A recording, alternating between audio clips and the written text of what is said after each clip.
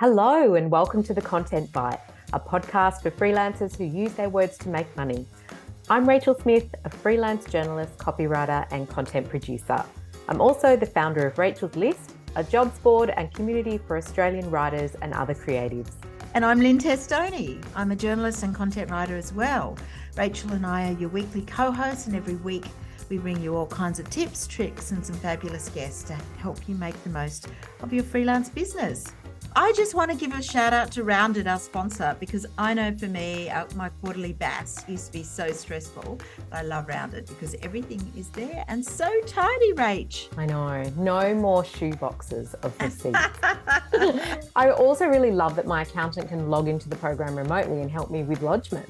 Just do it without me needing to even worry about it. That's what we love. But best of all, if you're a gold member of Rachel's List, you can save 20% on any annual Rounded plan. Even if you've got the Rounded discount last year, you can get it this year as well. Awesome. The show notes always have the details. Yeah.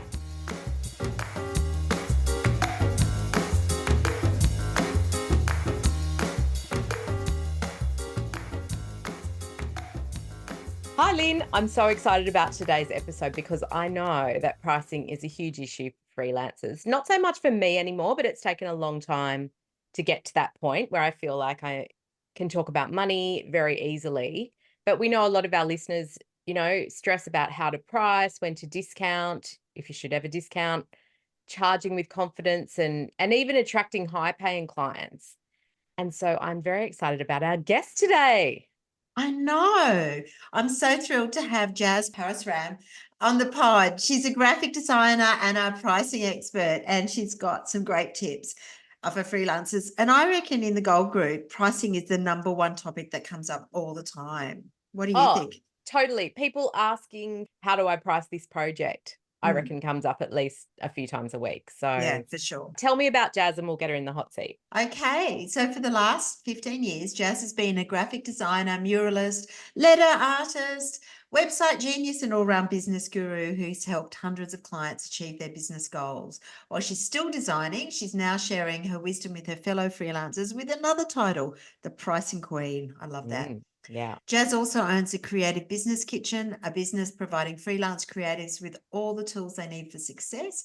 Inside Jazz's kitchen, freelancers can find help with undercharging, business processes, pricing with confidence, calculating rates, firing clients, finding hungry clients, raising rates. Oh my goodness, discounting, marketing, networking, and a whole lot more. From free downloads to affordable resources, masterclasses and one-on-one help, Jazz has a solution to every freelance problem. She's a six-figure freelancer with a taste for food puns. We love that. A wealth of secret recipes and a practical approach to teaching. Introducing the Pricing Queen herself, Jasmine. Yay! Welcome, Jazz. Thank you so much. I feel like you needed to carbo load for that intro. Like you should have had like a decent amount of like a baked potato just to get you through the whole thing. It is quite wordy. Food pun alert. How many are you going to get into this episode, I wonder? Yeah. If I had $1 for every food pun, I'd probably be making the same amount of money as I am now as a freelancer, which is kind of cool to say. It's good. We love a food pun. We love puns of all description anyway. I think our previous guest was all about the food pun as well, Content Bistro. Yeah, that's true. Yeah. You're all about that. Yeah, it's a trend. It's happening. Yeah. It's so lovely to have you on the podcast, Jazz. How about you start telling us a little bit about your background and what you're doing now? And for sure. So for those who don't know me yet, hi, I'm Jazz. I have been a graphic designer for the last 15 years, full-time freelancer for the last 9, pricing coach or pricing queen for the last 4 years. And then for the last year, I've been a proud owner of a little thing called the Freelancers Pantry, which I'll tell you a little bit about later. But I live, breathe, sleep, eat, everything graphic design and design in general. I'm kind of I'm the friend that you need to allow for time for me to judge the font menu on the breakfast menu to have an opinion so that we can then move on and order. So I really do love what I do when it comes to graphic design and what I've built. And I got far enough in my design career to go out on my own as a freelancer. And then I got far enough in my freelance career to throw my hand back and to bring others forward, because I truly believe that that's the best way that we actually learn, is from each other, rather than making all of the 742 mistakes that you can make as a freelancer. And so, yeah, that's why I've ended up creating what I've created now. And I'm really, really proud of it, which is an awesome thing to say. That is awesome. It is amazing. I've been checking it out, and I mean, the Pricing Queen is that you offer sort of one-on-one advice as the Pricing Queen and a newsletter. And the Freelancers Pantry is for people that want to have like a membership and a community and access to the resources. Is that how it works? Sort of. So if you think about the business that is teaching pricing and creative business as the Creative Business Kitchen, I've welcomed you. You're a fresh new freelancer, and I've welcomed you into my pantry. Me, as the Pricing Queen, I'm the head chef of that kitchen. This is where everything happens. And I can show you how to whip up some new offers within your business. I can take you over to the sink and help you clean out the stuff that is not serving you anymore. I can take you over to the prep station and have you prepping things ready to serve your clients, or or organizing different pricing methods that are going to serve you better.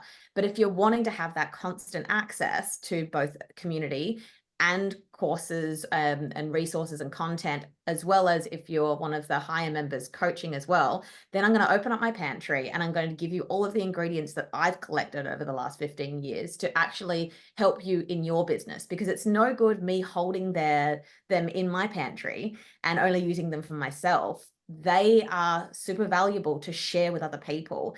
And so if you're someone who is wanting to have other people to connect with and ask, am I pricing this right? Or other bite-sized resources of like, how the hell do I serve a retainer to a client? That's what the pantry is for. And the pantry was actually in response to something that I found constantly in my group program. So I run a group program once a year called the Master Freelancer, where I take 10 freelancers from where they are to where they want to be over 10 weeks, and it's completely bespoke. So it completely changes each time that I serve it. And we got to the end of it, and as much as they'd loved the content and as much as they'd grown and created something new that didn't exist yesterday for their own businesses, the connections that were there were the most important. And they also found themselves with this absolute buffet of knowledge, but they didn't need it all at once. So the pantry was born, where they could actually just chat with each other and ask questions, where they could go and grab whatever they needed in that moment. And that's where the Freelancers Pantry was born. Wow. That's so interesting, I've because got so many questions. Well, I hope you guys are in for a three-parter. This is going to be a three-course destination on all things pricing and joy. Wow. So what kind of freelancers do you find are joining your membership? Are they a lot of them from the design world, since that's where you're from, or given that's the other hat you wear, or are they from all walks of life? So originally when I started serving up pricing advice, I had the idea that it was only going to attract graphic designers, that I was only able to teach the people that were similar or carbon copies of me. Yeah. And I feel like this is a common thing. A lot of the time we sit there and we can go, I can't teach anything outside of exactly my experience. Or we get too scared to teach or share or grow because we're worried about being wrong. And when we're worried about being wrong, it means that we're only teaching fact, not experience. Because when you teach experience, you can only teach what is correct to you. You can't lie about your experiences in a way that teaches someone else what to do. So originally when I opened it up, I was like, yeah, graphic designers, absolutely. I would say that graphic designers maybe make up 20% of the people that I work with. Wow. And the rest are creative adjacent. And the reason why this has happened is because I kind of repositioned slightly about a year or two ago, where I started talking about the creative, or the pursuit of being a creative, as someone who creates something that didn't exist yesterday, that helps someone or solves a problem of tomorrow, but that can make them money and that doesn't have a boss. So that to me is like a creative freelancer, someone who owns their opportunities, is in charge of what they do next, but also is using their creativity to solve problems. And that was a really particular choice of words, because solving problems and solution-based design will win out every single time in comparison to skills. Solutions sell more than skills ever will, ever. And so when I started to reframe that, I ended up attracting so many different people that I didn't expect. I've got UX designers, I've got jewelers, I've got social media managers, and they're all creative industries. And they're all kind of from there. Some of them are doing product-based, some of them are doing digital products, some are doing courses. And so this is the whole idea, is that I'm not so much teaching designers how to run a business. I'm teaching creatives how to build a creative business that suits them and makes them money. And those skills of pricing, of building businesses, of creating offers, of marketing and positioning, of knowing your messaging and how that comes across, and how that then impacts the way that you value your own time and your own prices. It all is encompassing, and it's not just about graphic designers. It's about anyone who wants to run a creative business. Wow. It's so interesting. Can I get slightly nerdy for a minute and just talk Oh, about please. let's talk about your tech stack and how you put it all together, because there's so much in the pantry. That part of your business has been open for a year. So I'm guessing those resources you've just been collecting over the years, and some you created for the pantry and put it all together. But how does it work? Because I know that you don't have a Facebook group for your community. What's your tech stack? What's it all built on?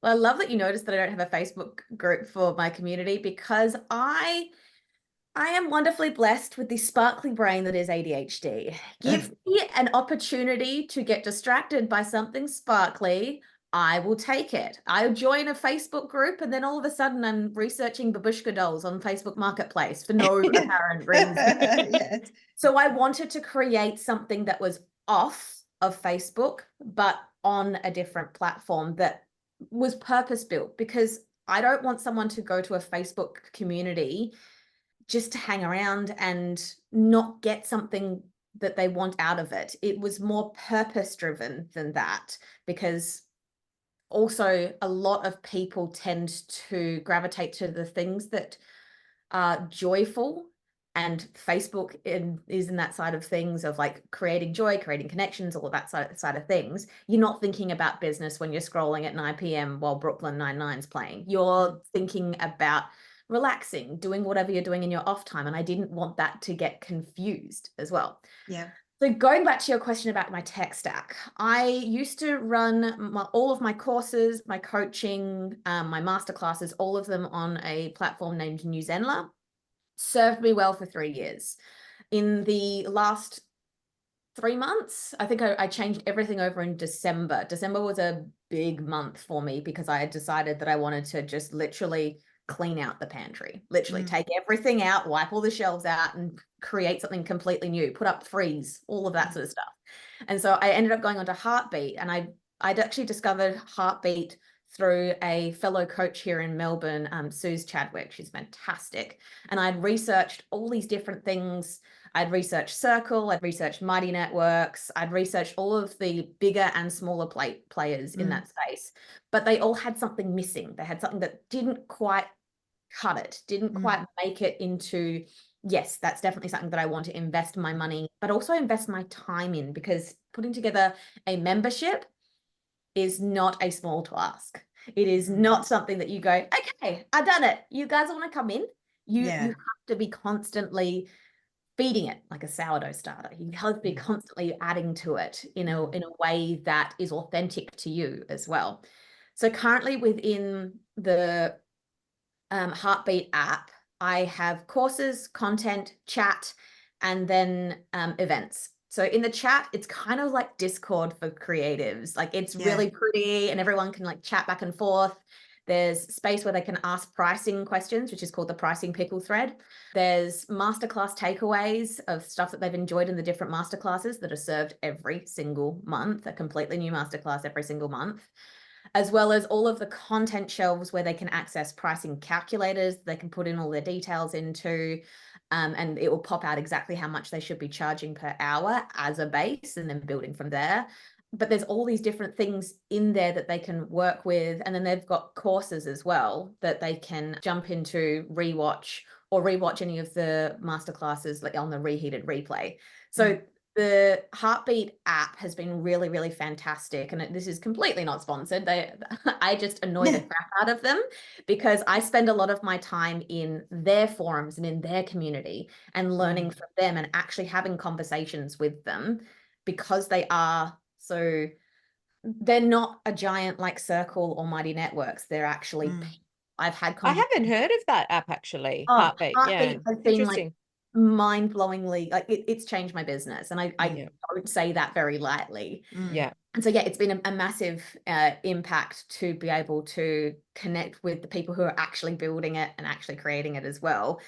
And I feel like that's a really good model for anyone who's creating anything for someone else, is to actually have conversations with the people who are using the thing so that you can build it right. That goes for courses, that goes for content, that goes for anyone designing something for someone else. We need to ask the questions, because otherwise we're guessing, and we're also putting our own bias on what we feel they should know, they should experience, they should do.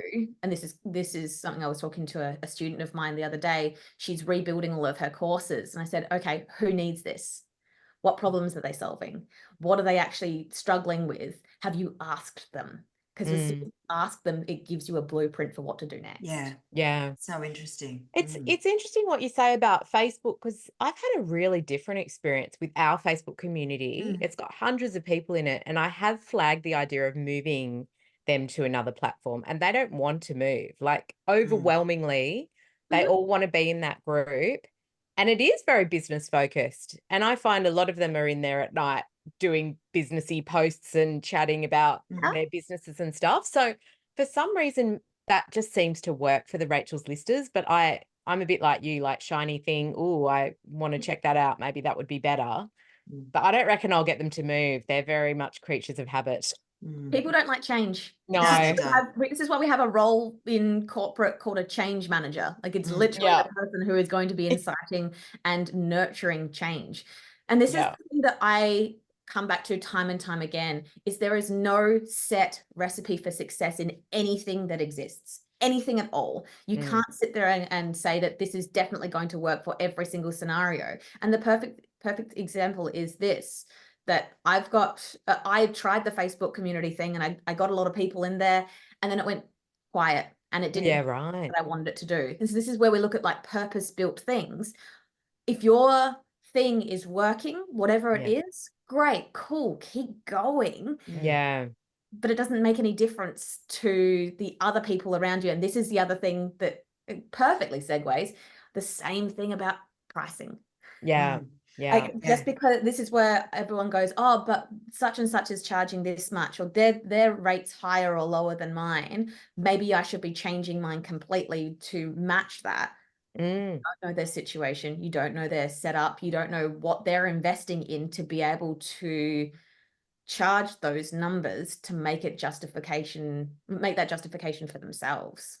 It is interesting because the pricing focus is a big thing, and I guess it's a personal thing of mine that I really dislike the sort of pricing by committee idea, where you say, should I charge this? And I think, well, what do you want to earn? And obviously, I mean, I live in Sydney, which is one of the most expensive cities in the world.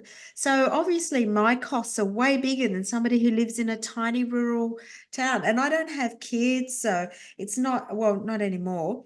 And so I don't have the issue of wanting flexibility as much as I used to when my kids were little. So everything changes, doesn't it? It depends on your own circumstance. It's really interesting what you're saying about pricing, because a lot of your membership is pricing focused. Is that because you realized it was one of the biggest issues that freelancers face? Yeah, it was in response to exactly them asking for it. The whole pricing queen side of things started from someone who I was very good friends with, sliding into my DMs and saying, how do I price this? And I only needed to be 1 to 2 steps ahead of them to give them the advice that they needed. And he came to me because he was like, I just don't know, and I'd rather it's that Who Wants to Be a Millionaire situation of Yeah. like, phone a friend, ask the audience. We Mm. want to seek out the answers from those around us who might have a better understanding or a different perspective.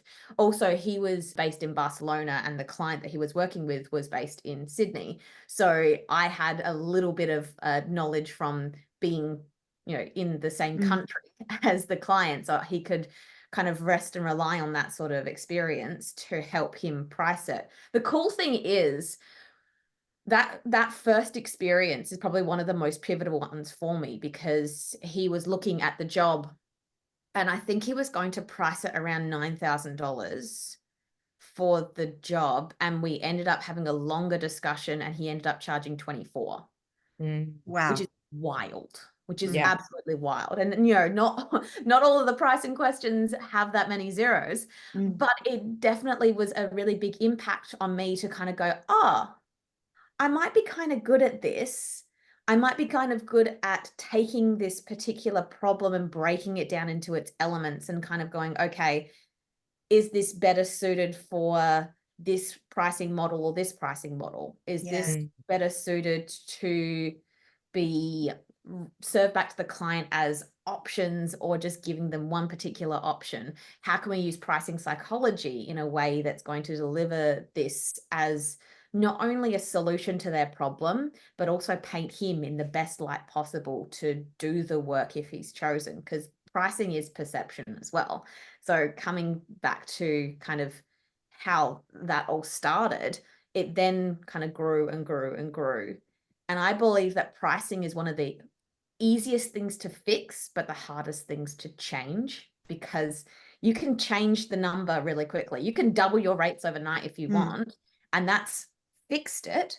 But to change it, you then have to look at your business as a whole and go, is this representing who I want to be as a freelancer, how I want to earn my money?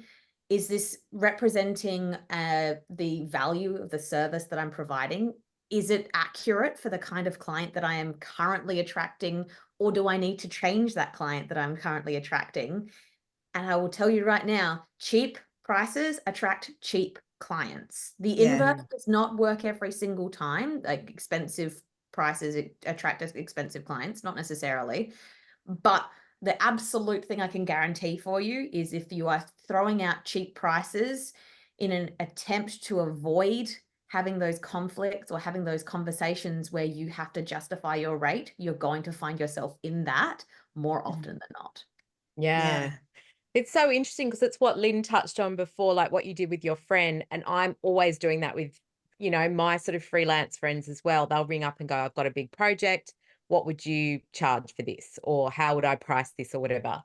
And we were saying before, we do that. It happens a lot in the gold group. People asking, how would I price this? But instead of, you can't really say, well, I would price it like this, because everybody is so different. You've got to say, here's how I would perhaps go about pricing it.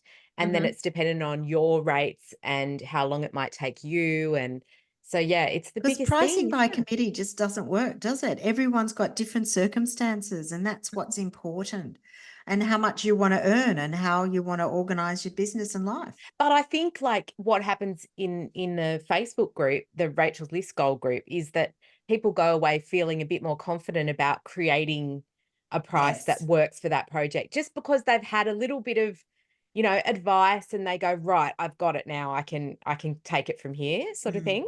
Yeah. Absolutely. And that's the thing about all of this, is that throughout this entire process, one of the constant things that I find is that it's not the dollars that matter. It doesn't matter the dollar amount that you've put on that. What actually matters is how confidently you can communicate it. Because a lot of the time, the price doesn't matter. It's how you've delivered it. It's how you've served it. It's how you've framed it to that particular client. It's how you've built up the courage, because putting a dollar amount on your time, access, genius, whatever you're serving, is an act of bravery every single time. But in addition to that, what we're trying to do, or one of the things that has been the most common outcome, is it's not that we can't charge that, it's that we're not confident that that's the right thing to charge. Yeah. For me, this is actually something that I presented in a masterclass, I would say July last year, which was charging with confidence. A lack of confidence is just a lack of either information or experience. Now, information is easy to collect. You can research, you can ask questions, you can ask more questions, because if you don't have enough information, that's an indication that they've either given you the wrong information or you haven't asked enough questions. So next time that you're feeling like you have got a lack of information in that situation, ask yourself, am I making decisions that aren't mine to make? Am I trying to make decisions on behalf of the client in their best interest when I only have half the story? So that lack of information is probably impeding on your confidence, because you can't sit there and go, I can confidently say that I have all the answers and all the information. The other side is experience. And we sit there and go, oh yes, 10 years as a designer, you have all the experience. Babe, you could have all the experience and still be lacking somewhere, because we have this amazing thing called time that passes, and therefore evolution happens, and we find new things that we didn't know about yesterday. And so experience can be that how long you've been doing the thing, but it also can be micro experience in the particular problem that that client is serving up. And that can be battled with going and doing a little bit of a test, or, you know, altering something, or basically getting to the crux of the thing that is the most unknown and uncovering some knowledge around it. You don't have to do the whole job and then come back and be like, hey, the quote is this much, and I've also already done the work, because I can tell you right now, they're not going to pay it. But you want to try and find yourself in a position where you would go, I'd be happy to say yes to this job at this price, and I wouldn't be happy to say yes to less. Yeah. Yeah. What you just said also reminded me of, remember, Lynne, when we had Brooke McCarthy on, and she said, the client's budget is not your business. And we all assume what the client wants to pay. And it's actually, she's like, it's none of your business. Yeah, Like, well, that was actually something that I said at a recent Creative Mornings. I'd go up on stage and do a pricing tip every month for the Creative Mornings group here in Melbourne. And this month's pricing tip was, your client's budget problem is not the problem you're being hired to solve. Yes. Because I have a big client of mine, and they always want a quote for every job, and I used to always be nervous of it. And then I realized it wasn't about, they weren't worried about the figure. They just wanted the figure so they could put it into their CMS system and get a purchase order. They didn't care really what it was. They just needed to know it, so their paperwork would be done. And when I thought, oh, that's fine, because they've never actually queried any of my rates. So that's an interesting, you make all these assumptions, oh, should I charge this much? But they don't care. They're just, it's a corporate, it's not their money, of course. It's just a business decision. And yeah. Are there particular pricing questions you're asked over and over? How much? Am I overcharging? Am I charging too much? And it's like, well, same thing of like, how much should I charge? I can't tell you that, because I actually don't believe that you can truly overcharge unless you've overquoted and haven't delivered. I don't feel like, you know, undercharging is common, and generally you'll find undercharging has happened either partway or at the end of a job. You won't find out whether you've undercharged at the start unless they say yes really, really freaking quickly, and you're like, damn it, I should have charged more. We've all been there. I know, right? And that's not necessarily undercharging. That's just miscalculating or misunderstanding the problem and how expensive it was for the client to have, and how much you should have charged to alleviate that problem. And constantly I find myself in this process of, and this is why the pantry works so well, is that they'll come and they'll ask a question of like, how much do I charge for this? And I'll go, okay, first things first, what's your current rate? How long has it been since you've changed it? In response to not only your growing knowledge base of what you do and what your genius is, but also inflation and cost of living, because it has to increase every year, because that's what a raise is. That's what you get when you're a muggle. I mean, an employed person. I'm reading Harry Potter again. But when you avoid that you're actually ending up making less. So that's the first thing I will always say to them. Okay, how long since you've changed your rate, and how long since you've adjusted it in response to all of these factors? And then next is, well, what's the relationship you have with that client? Is it a pre-existing client that you, just like yourself, Lynne, just needs to give them the number so that they can budget it in? Or is it a completely new client who might be apprehensive because this is a new relationship? Because Yeah. a lot of these times we forget that the relationship does play a part. No, it doesn't mean that you use the friendship as currency, but it does mean that you factor it into the way that you work with them again and again and again. And that's confidence. They know you can deliver the goods, because it's a risk for them too when you're new and they think, well, this person is charging a certain amount. I need to know that they can provide the value I want. So I think that's something that builds up with relationships. Yeah. Yeah, it's definitely needs to play a part in the way that you approach that next stage, because it completely changes if it is a new client or an existing client or a client that has other jobs currently on the go, or it's all in this very well balanced space for your business in particular. And so a lot of the times when someone does post something in the pricing pickle thread, I will say, here's what I would do. Here's the reference piece in the content shelf. You've got a client that that you're wanting to transition, and you're hating the fact that you're doing hourly rate for them constantly.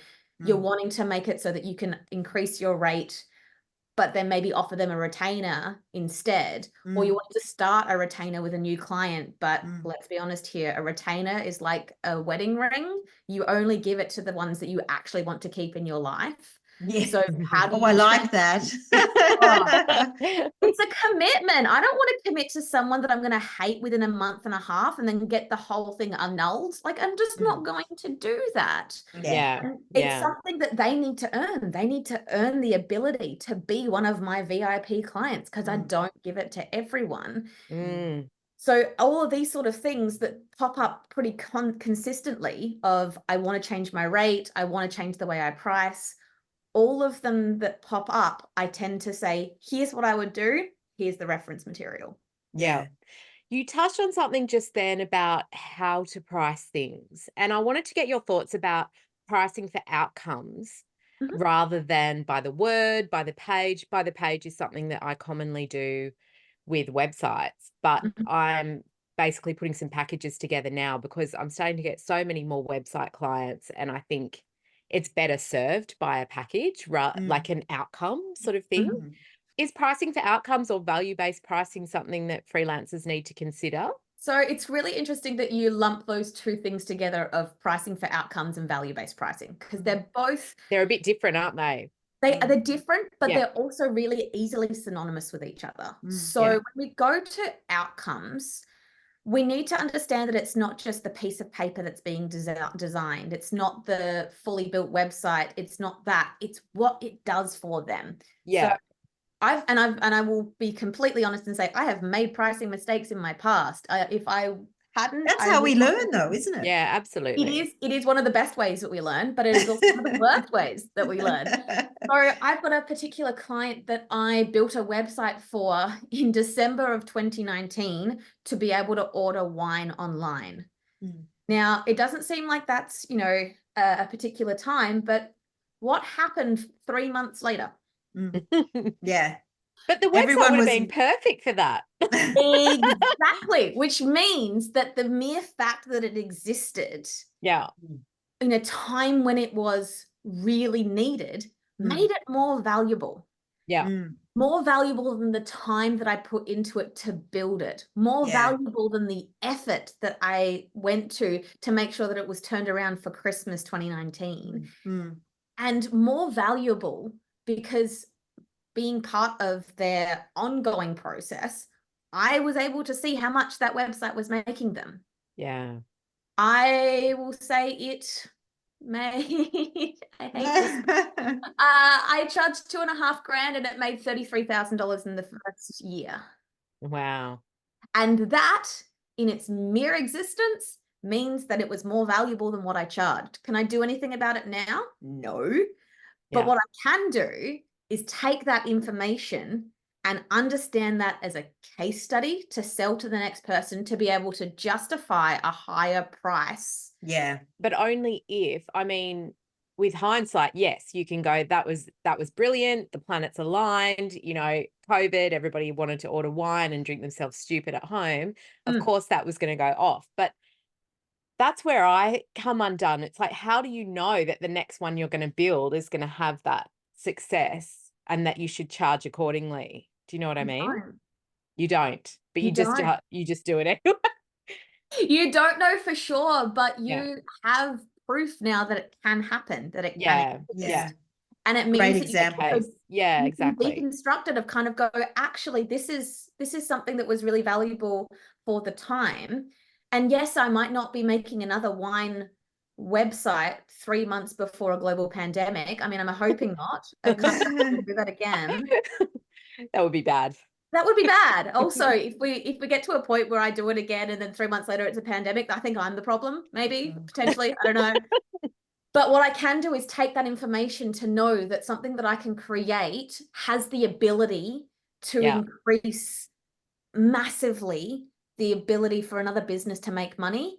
Yeah. And that is using proof of my experience to sell to the next client. It also might mean that I would be a little bit more mindful of how I priced it to begin with. So if I had known what I'd known, which I couldn't have anyway, but if there was some kind of weird time machine and I've gone back, I probably would have gone back to them and said, hey, I can build this website for you. Instead of charging you $2,500, I would like to propose an option of, this is how much I would charge for this, or what if I do a profit share? And whatever this business, this website makes in the first year, I take 50% of that profit. And I probably would have made a lot more money, but I would have also assumed a lot more risk. And so this is where different pricing methods can pop up to suit different situations. And this is why the question of how much should I charge when you only know how long it's going to take you doesn't work. Yeah. Yeah. It's interesting when we talk about pricing, because I think sometimes there's an assumption that only sort of new freelancers have difficulties with that. But we do see a lot of experienced freelancers do that. And sometimes people have been doing this for a while, get stuck in this sort of low paying cycle, and they're working so hard for very little money. How can they get out of it? By first recognizing that it's no longer serving them. So if you could sit there and go, okay, in a year, if I'm doing the same thing that I'm doing now, will I be happy? If the answer is no, something's going to change. And I'm telling you right now, if you are a freelancer, no boss is going to be knocking on your door / spare room / garage and say, hey, you need to have a price raise. I'm giving you a price bump. You're also not going to be able to serve the same clients that you're currently serving, because they are just as comfortable as you are with your rate. They are just as comfortable. That does not mean that you need to ditch all your clients and go and get new ones, but it does mean that you need to start having conversations that change the dynamic of pricing from, I do the hours, you give me the money, straight swap, and looking at the solutions that you bring and being a little bit more clever in the way that you pitch those to clients. I would say introducing more of a diversified pricing model base would be a really beneficial thing for any freelancer to do. Like, for instance, you are currently developing your packages. So you're currently looking at creating a package that is solving a problem that you and your clients are having. You're coming up with the solution and pre-packaging it. And you may be serving that either as packaged or tiered pricing, or as a productized service. So a productized the difference between those two things is a productized service is something that has a set list of deliverables, a set menu of how you're going to, set method of how you're going to actually achieve that. It has proven results from other people, and it has a set price. It's like, this is exactly what I do. I've got one of my clients, one of my students, she is currently developing a productized service called Leverage Your List, where she's focusing on real estate agents who have messy CRMs, which is so many of them. She's then going to look at the steps that she needs to take to be able to clean that and come up with the result. And she knows exactly how long that's going to take her on average, and then productizes it so that it can be booked in, checked out, and she can wake up the next morning and has it sorted. So having a few different pricing models that isn't starting up your own jumpers line or selling stickers, maybe it's increasing the different ways that you price so that you can be a little bit more clever in the way that you earn money. Interesting. That's so interesting. I want to talk a bit about, the landscape that we're in at the moment. It's been really tricky for a lot of freelancers. We know that. We're hearing that over and over. Do you ever advise people to adapt their pricing strategy to tough times? Or how do you navigate around that? I think that it is a smart thing to be mindful of it. If you need to adapt your pricing model to reflect that, so what I'm kind of reading into that is if you've got no work and you need to get something on your books that you might drop your prices, you might, absolutely, but it needs to be done in a way that communicates the value still. So we are working with humans. We're not being hired by robots. We are working with humans where we're able to have and develop these conversations where you might say to a pre-existing client, hey, I need to get something on my books and I'm developing this idea in the hopes to selling it to someone else at full price. Can you test it out for me? Or can you be the guinea pig?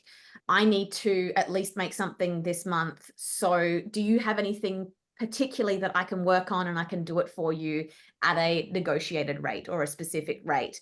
As long as you're communicating what it is actually valued at full rate, then you're not dropping your prices for no apparent reason. You're giving them the reason. And when that reason changes, it is no longer on the table. Yeah.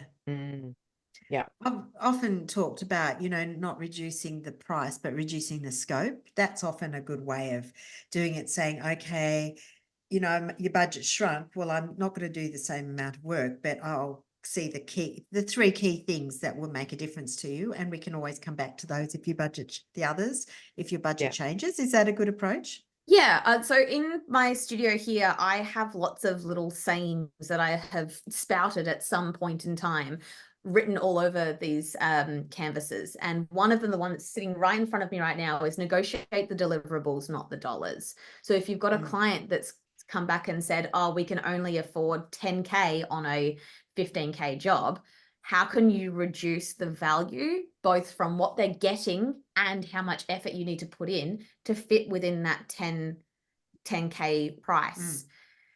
You also may find an opportunity for them to come to the party with what I call a value bridging the gap. So it might be that they don't have enough budget to fill out that 15K, but what do they currently have that could have a $5,000 value to you? So for instance, I've had it before where a client has come to me and said, oh, we've only got this much budget for an event. And I will say, okay, can I please, you've got a photographer for the event. Can you please budget for them to be able to do a mini photo shoot so I can get some content or something like that? Something that is of value to me that bridges that gap between that they can deliver. This also works for product. That wine client pays me in wine and I am so lush. Don't drink your profits completely, but I definitely know that that client can only afford to work with me because they use wine as currency. So not all currency is currency. Sometimes the currency changes and it can be, I'm going to say the word, it can be exposure, but as long as that exposure can be then recalculated into a proper currency, then it's actually valuable and it can actually be converted into, okay, yes, that opportunity exposed me to a whole heap of new people, but unless those convert into something that pays, that exposure doesn't have a value. Interesting. It sounds like you still do a lot of client work on top of the membership and the pricing queen work. So what's the split between what you do? I feel like it's really important to do the split in two ways: what I earn and what I spend my time on. Right. because I feel like that's Yes. really, really important. So currently, I actually did a post not that long ago, which was, I think it was last year, the business ended up making 400,000 or something like that. Mm. And since its inception of starting the Creative Business Kitchen, it's only just ticked over, I think, $53,000 over the past 4 years. It could be a couple bits more because I've changed platforms a couple of times, taken everything off WooCommerce, cleaned everything out, chucked it all back in. But the income side of things, I would say 90% of my income is from freelance clients. And the only reason why that is because I've got really good relationships with the clients I have. I have about 12 clients who generally are swirling around in some way, shape, or form in my day-to-day. But then I also have all of my stuff for Creative Business Kitchen. And Creative Business Kitchen probably takes up 50% of my time for 10% of my income, but that's because it's in year 4, not year 15. Yeah. Yeah. Well, it's a bit of it's almost like hopefully a passive income stream at some point. And I guess that's what you're setting up a business. Is that the way you view it? I hate the word passive because it means that I would be doing nothing, and I am terrible on idle. But I'm setting up something that is bigger than me. And that's got its own value to me. It's creating something that will be able to serve for much longer than a particular graphic design job. It'll be able to serve me a lot longer as a result. And do you like keeping your hand in with the design work because you feel like that keeps you sharp for the other side? Like if you were to just ditch all your design work and focus completely on your membership, I mean, what are your thoughts on doing that? Because I get asked that all the time. Why don't you quit all your freelancing and just grow Rachel's list? My first coach said to me, "You'll ditch client work within a year." And I went, Right. lol. No, because I don't think I can teach if I don't know. And if I don't know, it's because I haven't experienced it as a designer, as a freelancer. I feel like I can only teach what I know, and I'm never going to get rid of clients because it will create too much of a disconnect. Yeah. It'll create too much of a disconnect between what I know and what I'm guessing, and that's not fair to my student. I feel like that too. Like I feel like one of my strengths is being in the trenches with everybody because I'm going through similar things and having similar challenges to them. So I can have those conversations instead of kind of being just this person who used to do that and now I'm running, the show. So I like having both as well. Can I ask about your design work? So where does it come from? Is it word of mouth? Do you spend time pitching or networking? How do you find that work? I find that it happens as naturally as possible. So a lot of it is word of mouth. A lot of it is those connections that I've made, whether it be, walking down the street and going and getting a coffee and ending up talking to someone because this girl's got the gift of the gab. But also then having those networking opportunities. And when you're networking with someone, you're not just networking with them. You are networking with everyone who knows them, who they'll be interested enough in what you do to share it with others. I love that. You're not just talking to a potential client. You're potentially talking to someone who can share you with everyone. I had someone pop up wanting a mural last year, and I sent them a DM and said, "Hey, I'd love to paint you a mural." Started that conversation. She literally FaceTimed me within like 3 minutes. We got to a conversation and I then painted her a mural. I'm now redoing all of her branding. Plus, she sent me to 4 other different clients, one of them being a retainer client currently, and another 2 of them being branding clients. I was not networking with her. I was networking with her network. And that is massive. I kind of call her a bit of a pimp, which I know. She's fantastic. Also, she's just had a baby. So, a pimp that's just had a baby, that's what you want in the kind of person, right? Yeah. But having those connections is really, really important to me. Word of mouth, going to places or things that connect you with other businesses. So a couple of weeks ago, I went to a content creation play day, which I can only describe to you as like a content orgy. Like it was intense, but clothed and professional, right? The most professional orgy I've been to, but it was just like this photography studio where it was a whole heap of like 12 business women plus a couple of extras with a photographer, where one person was filming someone being photographed, who was then being filmed by someone who was then like doing behind the scenes. It was just all of this amazing energy that we were all feeding off of each other.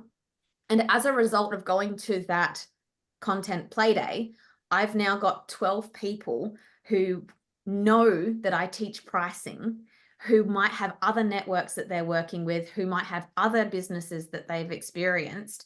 And as soon as a pricing problem comes up, I'll be in the back of their head, just like they'll be in the back of my head if something comes up that they specialize in. So networking in the non-traditional sense can be just as powerful as going to a networking night. Absolutely. Interesting. Wow. Well, we talked a little bit about your tech stack earlier on in the podcast, and you introduced us to Heartbeat, which sounds really interesting. But is there any other, programs or subscriptions that you would be lost without? Because we have to ask that question of all our guests. ConvertKit. I okay. definitely switched over from MailChimp to ConvertKit in the early days. I love using my ConvertKit stuff for the mere fact that I send out a weekly email. I sent one out this morning talking about the 10 questions I ask when I'm trying to work out what to price something. And I will generally try and give them as much value on that list because they've given me their email. Therefore, that is a currency that I've used in that situation.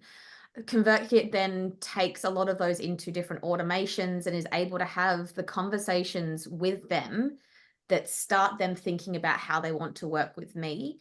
And that might be in a myriad of different ways. It might be that they want to jump onto YouTube and watch one of my YouTube clips. It might be that they want to download one of the freebies that I offer. It might be that they want to join the pantry, and that's fantastic. Or it might be that they want to try and find out the next 3 ways that they could work with me. And that's in every single email, being able to connect with them from that side of things. Fantastic. Amazing. Wow. So where can people find out more about what you do and maybe look at your courses or your downloads? Where's the best place? Your membership? Sure. I have a few different places that you can find me. On Instagram, I am at Your Pricing Queen. The pricing queen was taken, so Your Pricing Queen, because it means that I've connected with you. I'm here for you, so that's kind of cool. So Your Pricing Queen on Instagram.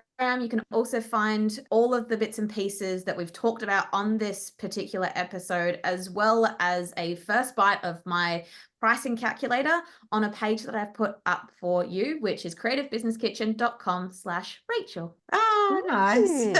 Oh, very cool. Fantastic.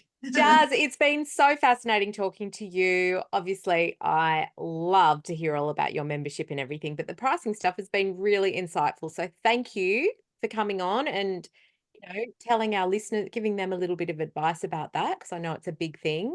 We will put all of that in the show notes so people can find you. Lots of things in the show notes. And thank you so much, Jazz. It's been really interesting and it's a great way of looking at pricing. And I think that people get quite inspired after hearing you. So thank you. Absolutely. Yeah. Thank you for having me. Okay. Bye, everybody. Thanks, bye. Thanks again to our wonderful sponsors, Rounded, easy accounting and invoicing software that helps freelancers run their business with confidence. And don't forget, if you're a gold member of Rachel's List, you can check your welcome emails for an exclusive discount code on the annual subscription rate. You can also find it in the private Facebook Gold group, or just contact us at hello@rachelslist.com.au.